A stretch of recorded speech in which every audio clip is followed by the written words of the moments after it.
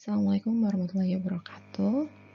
Halo teman-teman, kita ketemu lagi untuk pertemuan kita yang keempat, masih untuk membahas tentang varian desain eksperimen. Ya, kita ingat lagi bahwa desain eksperimen yang kita bahas ini adalah varian untuk desain eksperimen dengan randomisasi atau kita istilahkan sebagai true eksperimen ya. Nah, untuk pertemuan hari ini kita akan membahas dua desain saja, yaitu factorial design dan juga cluster RCT atau cluster randomized control trial. Seperti apa? Yuk kita bahas satu-satu. Nah, sekarang kita bahas dulu tentang factorial design. Jadi, factorial design atau factorial clinical trial ini adalah desain studi eksperimen yang melakukan uji untuk melihat efek pada lebih dari satu treatment menggunakan tipe desain yang mengizinkan menilai potensi interaksi antar treatment. Seperti itu. Jadi, kalau mungkin kalian ingat bahwa hubungan antar variabel pada sebuah studi epidemiologi itu kan ada hubungan kausalitas ya, bahwa A menyebabkan perubahan terjadinya pada B, yang menunjukkan adanya hubungan sebab akibat. Ada juga seperti variabel confounding, bahwa ternyata bisa jadi ada sebuah variabel yang bisa mengganggu hubungan antara variabel A dengan variabel B. Ada juga yang disebut sebagai effect modifier gitu ya. Ada sebuah variabel yang bisa ternyata merubah pengaruh dari variabel A kepada variabel B gitu ya, dan effect modifier ini bisa juga dikatakan sebagai variabel pengganggu, tapi variabel pengganggunya itu menjadikan adanya perubahan pada variabel tertentu yang bisa jadi merubah kekuatan atau merubah arah hubungan. Nah, ini bisa dilihat dengan dengan desain studi faktorial ini, dan itu menunjukkan bahwa ada interaksi gitu ya, interaksi antara variabel tertentu tersebut. Nah, dengan desain factorial design ini atau factorial clinical trial ini, kita bisa melihat adanya kemungkinan tadi sebuah effect modifier antara dua variabel tertentu gitu ya, yang bisa jadi efeknya itu tidak hanya menunjukkan adanya hubungan sebab akibat, tapi yang menunjukkan adanya pengaruh tertentu apabila variabel yang lain itu muncul gitu. Jadi ini adalah tujuannya untuk melihat adanya potensi interaksi atau istilahnya effect modifier gitu ya pada suatu variabel dikaitkan dengan variabel yang lainnya. Nah, ternyata desain yang bisa mengakomodir untuk melihat hal tersebut adalah desain faktorial ini. Faktornya adalah variabel yang dikontrol dan bervariasi selama berjalannya eksperimen gitu. Jadi nanti kita akan lihat detailnya setelah ini ya. Nah, kemudian detailnya akan dijelaskan seperti ini, bahwa desain faktorial yang paling simpel itu adalah yang 2x2 faktorial. Jadi, 2 tingkat faktor A bersilangan dengan 2 tingkat faktor B membentuk 4 kombinasi treatment. Contoh begini, ada faktorial, ada desain untuk treatment A yang itu terbagi menjadi 2 level dari treatment A dibandingkan dengan 2 level dari treatment B. Jadi, biasanya dia menggunakan 2 jenis obat, kemudian 2 jenis obat itu dikombinasikan dosisnya antara treatment A dan treatment B, terus kemudian jadi akhirnya hasil faktor regimen treatmentnya itu misalkan treatment A1 dengan treatment B low, treatment A2 dengan treatment B yang dosisnya tinggi gitu ya, kemudian treatment A2 disilangkan dengan treatment B yang dosisnya rendah, kemudian treatment A2 dibandingkan dengan treatment B dengan dosis yang tinggi. Gambarannya, skemanya akan seperti ini. Oke, ini adalah skemanya. Jadi, skemanya adalah peneliti akan merekrut partisipan ya atau subjek penelitian pada jumlah dan juga kriteria tertentu. Setelah ditemukan, kemudian dilakukan randomisasi. Randomisasi itu dilakukan untuk membagi kelompok menjadi misalkan kelompok dengan treatment tertentu dalam jumlah tertentu dibandingkan dengan treatment tersebut dengan jumlah yang satunya gitu. Jadi pada level yang berbeda jumlahnya. Bisa yang ini adalah Misalkan contohnya adalah treatment dengan aspirin. Aspirin misalkan dosisnya 0, berarti tidak diberi aspirin dibandingkan dengan aspirin dosis tertentu. Atau bisa juga dengan level, misalkan aspirin dosis 100 mg dibandingkan dengan aspirin dosis 200 mg. Kemudian dibagi lagi menjadi kelompok yang aspirin dengan diberi tambahan, misalkan obat penelitian sudah ada itu contohnya aspirin dibandingkan dengan beta karotin. Terus kemudian beta karotin dosis yang rendah dibandingkan dengan dosis yang tinggi. Seperti itu juga yang tadi aspirin misalkan 200 mg dibandingkan dengan beta karotin yang dosis rendah dan juga dibandingkan dengan dosis yang tinggi. Dan kemudian dilihat hasilnya pada misalkan kejadian stroke ataupun jantung kayak gitu. Misalkan kejadian stroke atau kejadian penyakit jantung. Contohnya adalah seperti itu. Jadi, kalau pada factorial design itu kita melihat adanya sebuah treatment dibandingkan dengan treatment yang lainnya, tapi dengan dosis yang berbeda.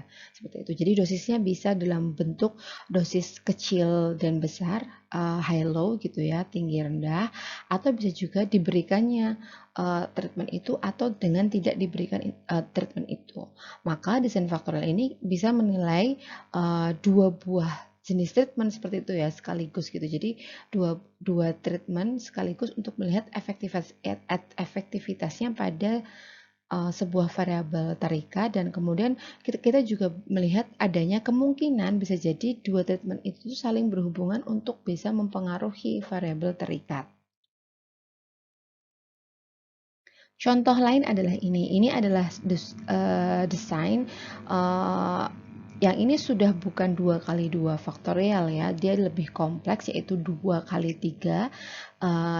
Treatment yang dilihat adalah penggunaan alkohol dan juga penggunaan kafein pada kopi gitu ya.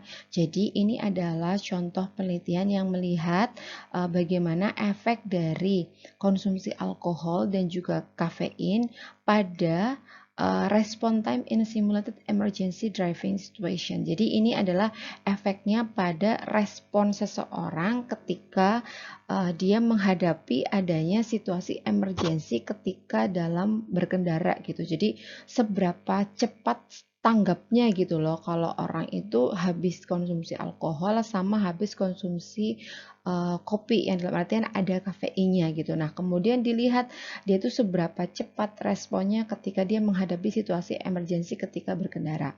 Nah, studi ini menggabungkan 2x3 faktorial ya. Jadi pada variabel alkohol itu terdiri dari dua faktorial, yaitu tidak minum alkohol dengan yang minum alkohol. Kemudian kalau yang kafeinnya atau konsumsi kopi yang mengandung kafein itu dibagi menjadi 3 faktorial, yaitu yang tidak minum kopi 200 mg, dan kemudian minum kafein ya, yang kopinya itu mengandung kafein 200 mg dengan kafein 400 mg. Nah, kemudian masing-masing grup tersebut dilihat waktu responnya, respon time score-nya gitu ya. Untuk semua grup itu dilihat dibandingkan gitu ya, dibandingkan pada 6 kelompok ini. Nah, itu adalah disebut sebagai desain faktorial yang 2x3 seperti itu. Nah, untuk desain faktorial ini ada beberapa hal-hal yang perlu dipertimbangkan gitu ya ketika seorang peneliti kemudian memilih menggunakan desain ini. Yang pertama yaitu treatment itu harus bisa diberikan dengan dikombinasi tanpa perlu mengubah dosis gitu. Jadi memang misalkan ada obat itu memang penggunaannya itu sediaannya itu misalkan 100 mg atau memang 200 mg tersebut gitu. Jadi memang sudah ada sediaannya, dan kemudian ketika dia dikombinasikan dengan treatment yang lain itu kemudian dia istilahnya bisa langsung dipakai tanpa harus dipertimbangkan, wah ini jangan-jangan efeknya nanti terlalu berlebihan sehingga harus mengubah dosis gitu. Jadi memang biasanya faktorial itu bisa digunakan untuk obat gitu ya, dan juga yang bukan obat gitu. Kalau obat itu tadi harus bisa diberikan dengan kombinasi tanpa perlu mengubah dosis. Kemudian harus membutuhkan waktu untuk mempelajari lebih dalam tentang kombinasi treatment untuk desain faktorial. Nah, itu tadi karena harus mempertimbangkan adanya kemungkinan interaksi antara suatu variabel A dengan variabel B yang akan diteliti tersebut gitu ya, akan ada potensi kemungkinan istilahnya efek modifier pada salah satu variabel terhadap variabel yang lainnya gitu, yang kemudian mempengaruhi variabel terikat, itu makanya peneliti harus ada studi pustaka sebelumnya yang lebih istilahnya lebih mendetail gitu ya, untuk pelajari tentang tadi barangkali kombinasi tersebut efeknya apa terhadap variabel terikat untuk desain faktorial ini, seperti itu. Kemudian, treatment yang memiliki mekanisme kerja yang berbeda merupakan kandidat yang paling cocok untuk desain faktorial ya. Tadi misalkan contohnya untuk yang kasus hubungan antara alkohol dengan kafein itu kan sebenarnya memiliki mekanisme kerja yang sangat berbeda gitu ya, untuk istilahnya kewaspadaan seseorang. Tadi kan kecepatan seorang berespon pada situasi emergensi itu kan bisa dikatakan sebagai kewaspadaan seseorang. Nah, alkohol kan bisa jadi mempengaruhi susunan saraf pusat sehingga orang mungkin menjadi istilahnya bisa menjadi mabuk gitu ya, menjadi kurang sadar, kurang aware terhadap misalkan adanya situasi emergensi. Sementara kalau pada kafein itu kan istilahnya lebih membuat orang menjadi lebih siaga seperti itu. Nah, itu merupakan desain treatment istilahnya yang cocok gitu karena dia mekanisme kerjanya itu berbeda gitu, dan kemudian misalkan kemungkinan adanya interaksi yang saling mendukung itu akan menjadi lebih rendah seperti itu. Jadi di sini sebenarnya interaksi itu memang suatu hal yang ingin dilihat gitu. Akan tetapi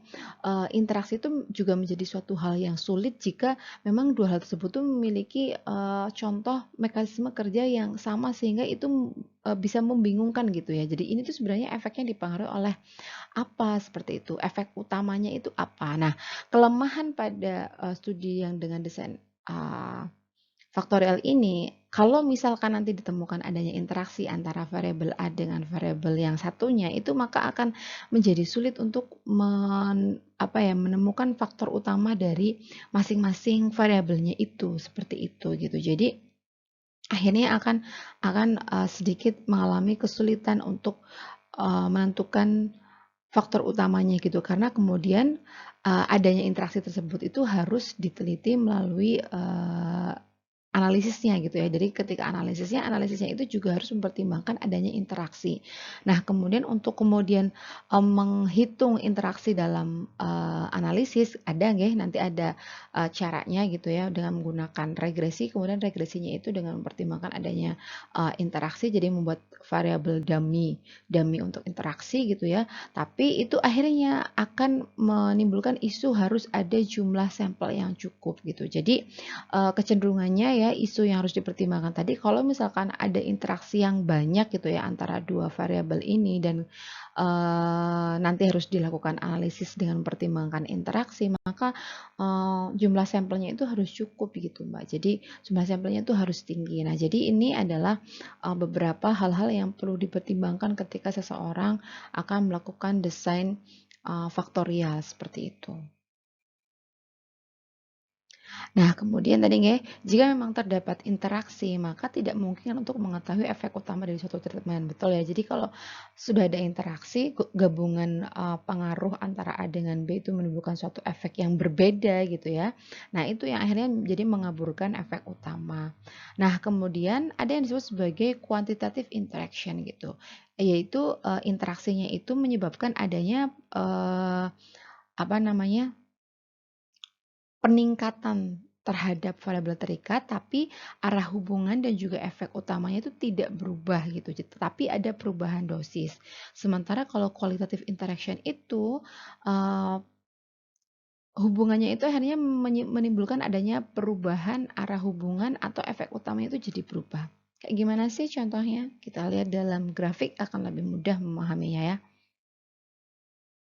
Contohnya begini, ini adalah contoh untuk kuantitatif interaksi. Jadi contohnya ini adalah treatment A dibandingkan dengan treatment B, high and low. Kita lihat di sini berarti treatment A yang di sini low, yang di sini adalah yang high. Dan kemudian dilihat pada variabel terikatnya. Responnya ini adalah variabel terikatnya. Nah, ternyata kalau di yang sini ini menunjukkan hasilnya adalah jika treatment A itu dosisnya tinggi dan kemudian treatment B itu dosisnya tinggi, ternyata akan ada perubahan pada variabel terikat yang mana itu ibaratnya kayak saling menguatkan gitu. Yang mana saling menguatkan untuk terjadinya perubahan pada variabel terikatnya gitu. Jadi variabel terikatnya jadi jauh melonjak lebih tinggi hasilnya. Contohnya adalah misalkan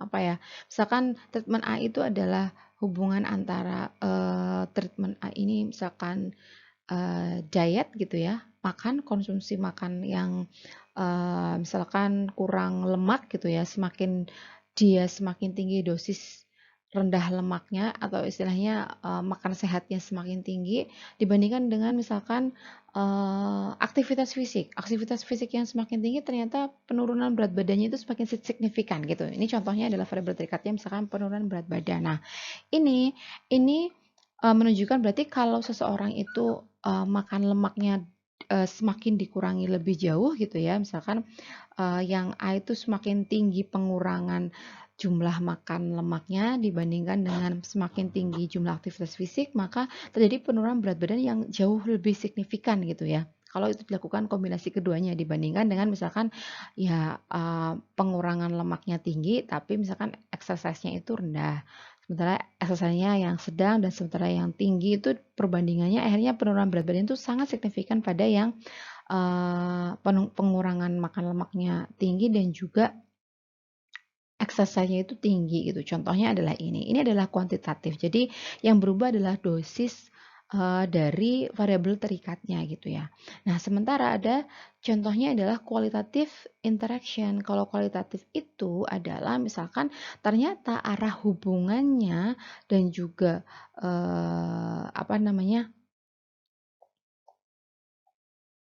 Dan juga pola hubungannya itu berubah kalau pada ini. Ini adalah contohnya jika treatment A itu semakin tinggi gitu ya. Ternyata kalau treatment B-nya itu low, itu misalkan hubungannya seperti ini. Dia semakin meningkat gitu ya. Semakin meningkat kalau treatmentnya low itu ternyata meningkat.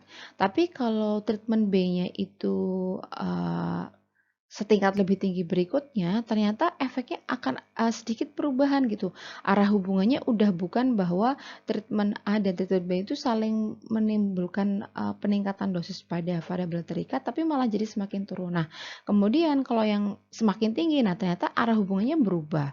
Sudah tidak jadi semakin meningkat, tapi malah responnya malah semakin turun. Nah, ini menunjukkan adanya qualitative interaction ya, yang mana ini sudah merubah arah hubungan yang tadinya harusnya istilahnya seperti ini nggih polanya, terus kemudian polanya malah jadi berbanding terbalik gitu ya, dan kemudian arah hubungannya yang tadinya positif jadi negatif gitu, bahwa ternyata semakin meningkatnya A menjadi berkurangnya B seperti itu gitu. Jadi ini malah kebalikan. Nah, untuk qualitative treatment ini yang menunjukkan adanya efek modifier yang lebih kentara gitu ya dibandingkan efek utamanya gitu, dan bisa dikatakan yang qualitative interaction ini yang lebih sulit untuk dihandle ketika nanti mau lihat interaksinya, kemudian nanti penghitungan untuk adanya interaksi itu nanti akan lebih sulit ketika pada tahap analisisnya seperti itu, dan ini yang akan mengaburkan efek utama tadi gitu. Nah, ternyata ada efek modifikasi ketika A yang tinggi bertemu dengan treatment B yang tinggi juga, ternyata itu terjadi adanya perubahan arah hubungan dan juga pola. Nah, itu adalah contoh yang sangat nyata dari interaksi, dan interaksinya adalah interaksi yang merubah arah hubungan seperti itu.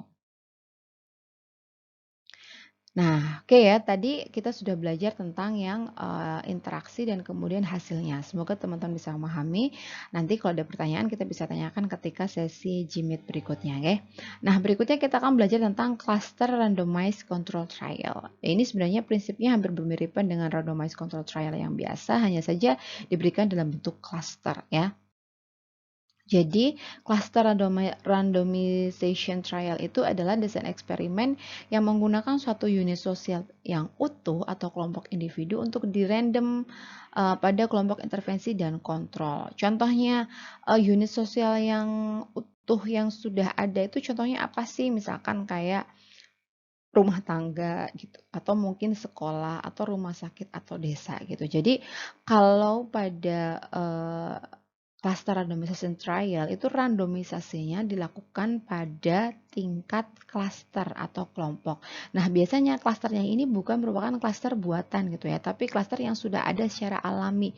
Contohnya kayak tadi, misalkan di sebuah desa mau diberikan intervensi dalam satu cluster rumah tangga gitu. Jadi, cluster rumah tangga contohnya adalah keluarganya Bapak A itu misalkan diberikan intervensi, sementara keluarganya Bapak B itu diberikan kontrol gitu. Jadi seluruh anggota rumah tangga di Bapak A itu tadi dapat intervensi, sementara seluruh anggota keluarga di Bapak B tadi mendapatkan kontrol gitu. Jadi akhirnya satu keluarga itu seluruhnya intervensi dan satu keluarga yang lainnya seluruhnya kontrol gitu. Itu juga bisa dibandingkan pada klaster yang lain misalkan sekolah gitu ya dan juga rumah sakit. Jadi bukan bedanya dengan klaster untuk tingkat sampel adalah kalau sampel itu nanti dia untuk diambil jadi sampelnya gitu ya dan kemudian nanti diacak. Sementara kalau yang klaster randomization trial ini adalah di tingkat randomisasinya. Randomisasinya itu pada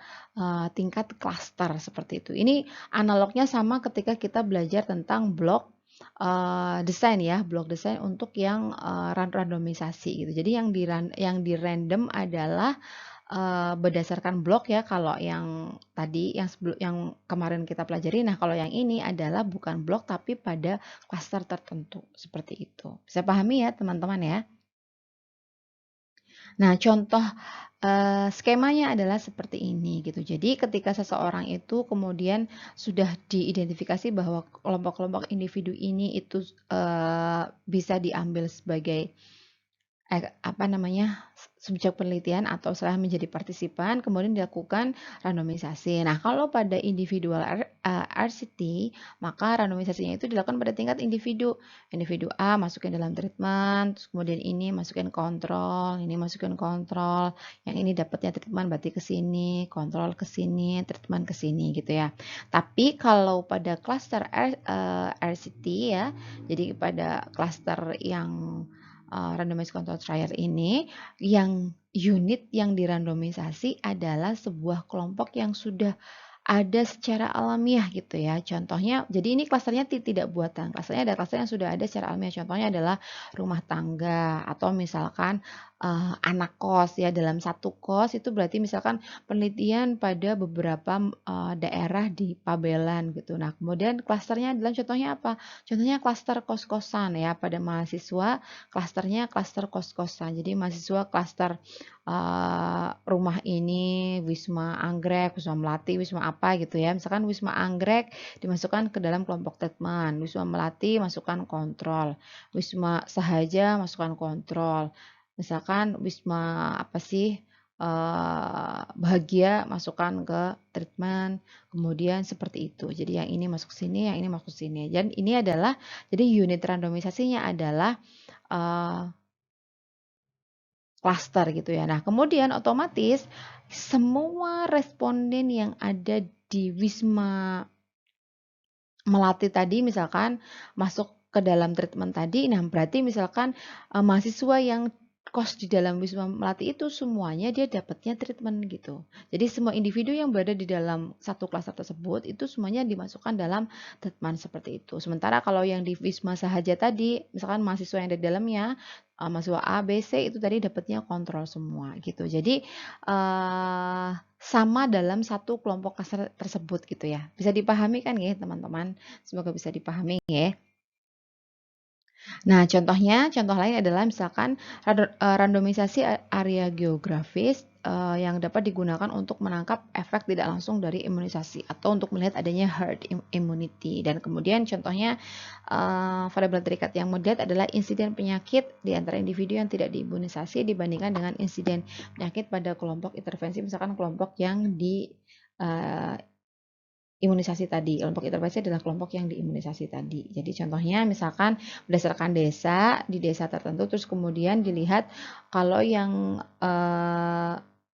pada misalkan kelompok yang diimunisasi. Kemudian diimunisasi itu dilihat insiden penyakitnya. Sementara pada kelompok yang tidak imunisasi dilihat juga kejadian insiden penyakitnya. Seperti itu contohnya misalkan kayak COVID gitu ya, COVID pada daerah provinsi mana yang dia warganya aktif semua pada imunisasi. Nah, terus kemudian dibandingkan dengan daerah yang tidak imunisasi, terus dilihat kejadian infeksi COVID-nya. Contohnya adalah seperti itu ya. Contoh lain, ini ada yang pernah dilakukan di Indonesia dulu penelitiannya. Jadi untuk mengevaluasi efektivitas dari pemberian vitamin A, suplementasi ya vitamin A pada angka kematian anak. Nah, dulu desainnya adalah ada 450 desa di Indonesia, kemudian di random gitu ya untuk mendapatkan vitamin A, suplementasi vitamin A, atau yang satunya nggak dapat suplementasi. Kemudian dihitung kejadian 1 tahun selama 1 tahun ya angka kematian anaknya dibandingkan antara desa-desa yang dapat vitamin A, suplementasi vitamin A dengan desa-desa yang tidak dapat suplementasi vitamin A. Seperti itu. Jadi ini adalah contohnya ya. Jadi kalau pada case ini, contoh ini, maka akhirnya yang dibandingkan adalah angka kematian di tingkat desa gitu ya selama 1 tahun. Jadi kalau pada case ini unit analisisnya itu bukan individu, tapi unit analisisnya adalah kelompok. Karena yang dilihat adalah data agregat atau data kelompok untuk tingkat kematian di desa A dengan desa B gitu. Jadi bukan unit analisisnya bukan individu kalau yang ini ya, karena yang dilihat adalah angka kematian. Angka kematian itu kan rate, dan rate itu kan dibandingkan dengan mendapatkan jumlah misalkan di desa ini angka kematiannya berapa, angkanya berapa dibandingkan dengan populasi yang beresiko seperti itu. Jadi ini adalah rate. Kalau rate itu kan otomatis ini bukan mewakili data individu, tapi mewakilinya adalah data kelompok. Jadi unit analisisnya adalah analisis kelompok seperti itu. Keuntungannya melakukan cluster RCT ini adalah lebih mudah dilaksanakan ya untuk randomisasinya, akhirnya jadi gampang. Udah pokoknya kelompok ini dapatnya intervensi semua gitu ya. Terus kemudian ethical consideration dalam hal seperti ini. Misalkan kayaknya akan menjadi tidak etis gitu ya. Misalkan ada anggota keluarga yang tinggal dalam satu rumah gitu ya, yang kemudian yang satu diberikan suplementasi tertentu sementara yang lainnya tidak gitu kan, kayak nggak etis gitu ya. Loh, kok jadi ngerasa banget orangnya itu, loh kok aku nggak dikasih sementara yang satunya tuh dikasih gitu. Jadi itu untuk pertimbangan etis seperti itu. Jadi untuk yang satu rumah gitu ya, satu kelompok yang tinggal bersama gitu ya, akhirnya diberikan semua agar tidak ada kayak itu tadi gitu. Loh kok dia dikasih sementara aku enggak, misalkan seperti itu. Dan juga untuk tujuannya untuk meningkatkan kepatuhan individu gitu. Karena bisa jadi ya, terutama kayak misalkan setting sekolah, di mana setting sekolah itu intervensinya adalah intervensi pemberian edukasi contohnya. Pemberian edukasi itu kalau misalkan dalam satu sekolah itu tidak dijadikan sama-sama mendapatkan treatment tertentu dan kemudian sekolah yang lainnya berbeda, misalkan ada satu individu dalam sekolah ini dapat edukasi sementara yang lainnya tidak, itu nanti kayak berarti percuma gitu ya, karena biasanya akan ada contamination gitu. Contaminationnya gimana?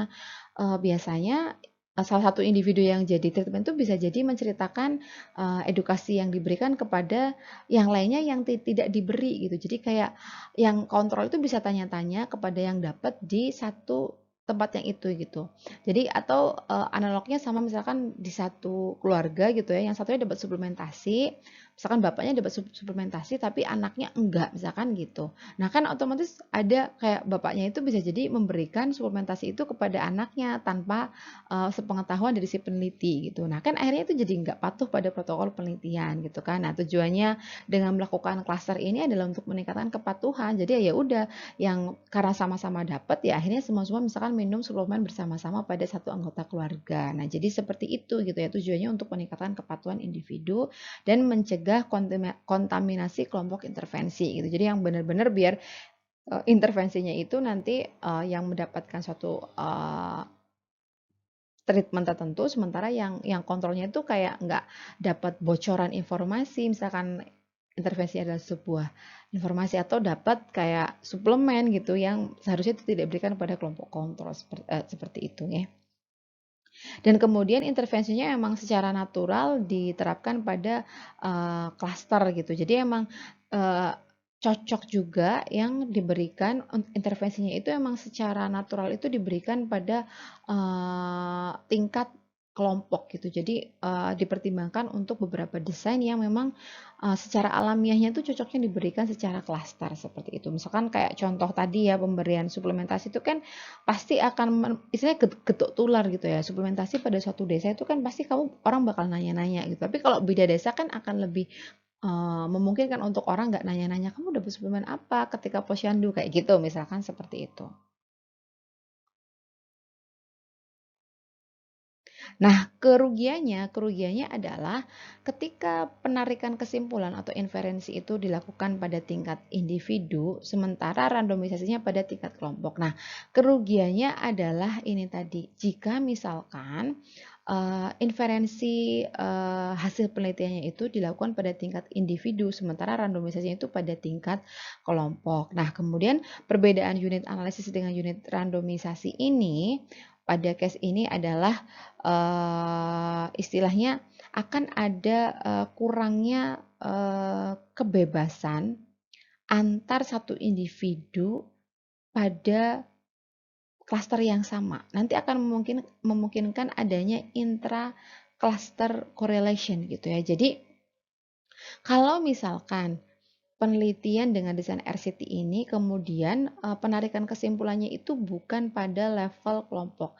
Kalau contoh yang tadi, contoh yang angka tadi ya yang studi yang dilakukan di Indonesia yaitu suplementasi pada anak-anak gitu ya, suplementasi vitamin A pada anak dengan kejadian angka kematian mortalitas itu inferensinya dilakukan pada tingkat kelompok. Tapi lain hal kalau misalkan judul penelitiannya seperti ini, pengaruh suplementasi vitamin A pada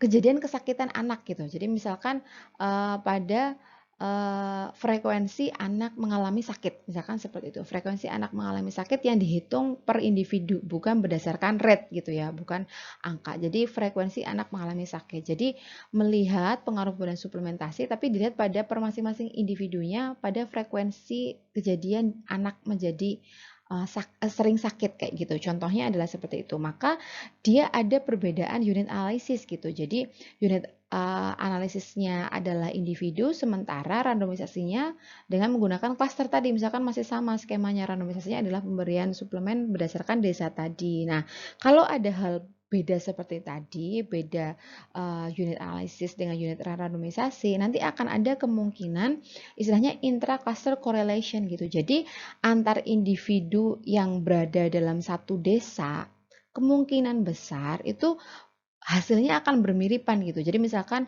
yang di desa A itu dia dapat vitamin A, suplemen vitamin A. Nah, kemungkinan akan ada keterkaitan antara hasil frekuensi sakit anak-anak di desa A gitu ya. Nanti ada keterkaitan antar individu di dalam desa tersebut gitu yang kemungkinan kan juga dipengaruhi oleh faktor yang lain gitu ya. Misalkan kayak desa tersebut adanya anak yang sakit itu kan bisa menular pertama. Terus kemudian mungkin pengaruh juga dari sumber air bersih desa tersebut atau mungkin istilahnya kondisi sosial ekonomi desa tersebut seperti itu. Jadi akhirnya ada kemungkinan kecenderungannya kalau yang di desa A itu tadi frekuensi sakitnya misalkan tinggi. Nah, kemungkinan itu akan ada seperti itu, akan ada intra-cluster correlation gitu. Jadi ada hubungan antara satu individu dengan individu yang lain yang tinggal dalam satu klaster yang sama itu hasilnya. Jadi sama-sama misalkan frekuensinya itu cenderung tinggi untuk desa tersebut. Contohnya adalah seperti itu. Gitu. Jadi itu yang akan mempengaruhi hasil inferensinya gitu ya, penyimpulan kesimpulannya itu akan mempengaruhi kalau tadi tingkat inferensinya diambil pada tingkat individu.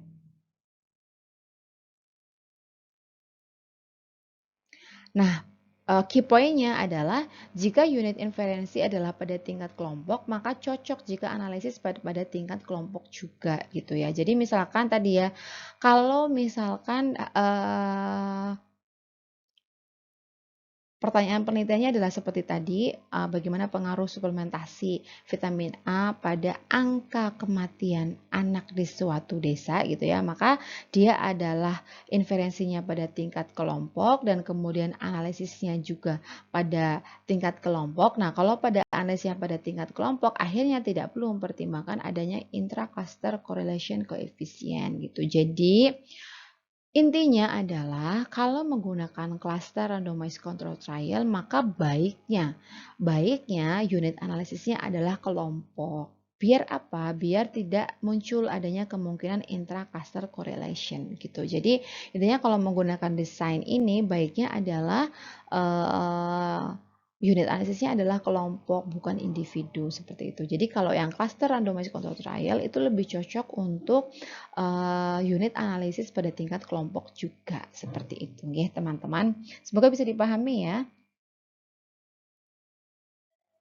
Nah, sebenarnya itu tadi sudah ya penjelasan tentang cluster randomized control trial. Nah, sebenarnya masih ada banyak sekali desain pada eksperimen murni ya atau true eksperimen tadi yang dengan randomisasi itu sebenarnya masih banyak sekali desain yang lainnya. Contohnya misalkan non-randomized concurrent control ini adalah contohnya membandingkan misalkan efektivitas intervensi yang diterapkan pada satu desa dibandingkan dengan desa yang lainnya tapi yang tidak dirandomisasi. Jadi karena misalkan secara alamiah desa A itu punya kebijakan A misalkan sementara desa B punya kebijakan B dan dilihat pengaruhnya pada suatu variabel tertentu gitu. Nah, itu terjadi dalam waktu yang bersamaan. Nah, itu disebut sebagai non randomized concurrent control. Concurrent itu berarti dalam waktu yang bersamaan.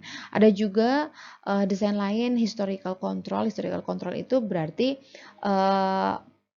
efektivitas intervensi A dibandingkan dengan kontrol yang lain tapi pada penelitian yang telah lalu. Jadi kalau historical control ini by desainnya udah otomatis dia non konkuren ya, tidak terjadi dalam waktu yang bersamaan dan kemudian non randomized juga historical control.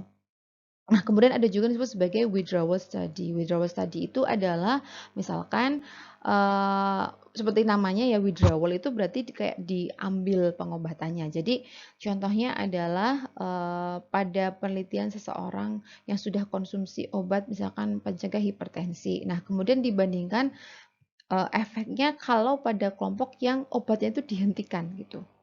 Withdrawal itu berarti dicabut gitu kan. Nah, ini kalau ini perbandingannya adalah untuk yang dihentikan pengobatannya gitu. Itu adalah withdrawal study. Sementara hybrid design adalah gabungan atau kombinasi antara yang randomisasi dengan yang non randomisasi. Jadi ini kelompoknya ada banyak gitu. Ada kelompok randomisasi dan kelompok yang dibuat dengan non randomisasi. Ada juga studies of equivalency atau non inferiority. Ini adalah studi untuk melihat bahwa treatment yang saat ini dicoba diujikan itu adalah setidaknya memiliki kualitas yang sama baiknya dengan treatment yang sudah ada atau istilahnya tidak lebih buruk dari treatment yang sudah ada. Ini contohnya seperti itu. Biasanya kan penelitian itu kan tujuannya adalah untuk melihat bahwa treatment tertentu itu hasilnya lebih baik dibandingkan treatment yang sudah lalu. Tapi ada juga peneliti yang tujuannya itu untuk melihat bahwa sebuah treatment itu setidaknya sama dengan hasil treatment yang lalu atau setidaknya tidak lebih buruk dibandingkan dengan treatment yang sudah ada seperti itu. Ada juga desainnya seperti itu dan juga ada juga adaptive design. Adaptive design itu lebih rumit lagi ya yang dijelaskannya. Intinya adaptive design itu bisa berubah gitu ya. Jadi intervensinya itu bisa berubah bersamaan dengan waktu seperti itu gitu. Yang aslinya penjelasannya ya tidak sesimpel itulah perubahannya dikarenakan apa itu ada beberapa sebab-sebab gitu. Tapi kalau teman-teman ingin belajar tentang other design ini, kalian bisa baca sendiri ya, memperdalam sendiri pemahaman tentang varian desain eksperimen berdasarkan studi di internet. Kalian bisa cari sendiri gitu ya. Intinya yang saya berikan adalah 5 varian tadi gitu. Tapi tidak menutup bahwa hanya itu saja yang ada varian pada desain eksperimen. Saya menjelaskan bahwa ternyata masih banyak varian yang lain gitu ya. Akan tapi mungkin itu lebih jarang digunakan gitu ya pada penelitian gitu. Jadi yang 5 saya jelaskan adalah 5 yang termasuk yang bedanya sangat signifikan gitu ya antara satu dengan yang lainnya dan juga yang lumayan sering digunakan pada penelitian. Sementara desain yang lainnya lebih jarang dilakukan gitu. Akan tapi ada gitu ya dan varian itu ada dan kalian jika ingin tahu kalian bisa mempelajari sendiri seperti itu. Oke, terima kasih teman-teman atas waktunya. Semoga teman-teman bisa memahami penjelasan yang saya sampaikan pada pertemuan hari ini. Jika masih ada pertanyaan, kalian bisa tanyakan ketika sesi sinkron atau juga bisa ditanyakan pada kolom komentar. Baik, terima kasih. Assalamualaikum warahmatullahi wabarakatuh.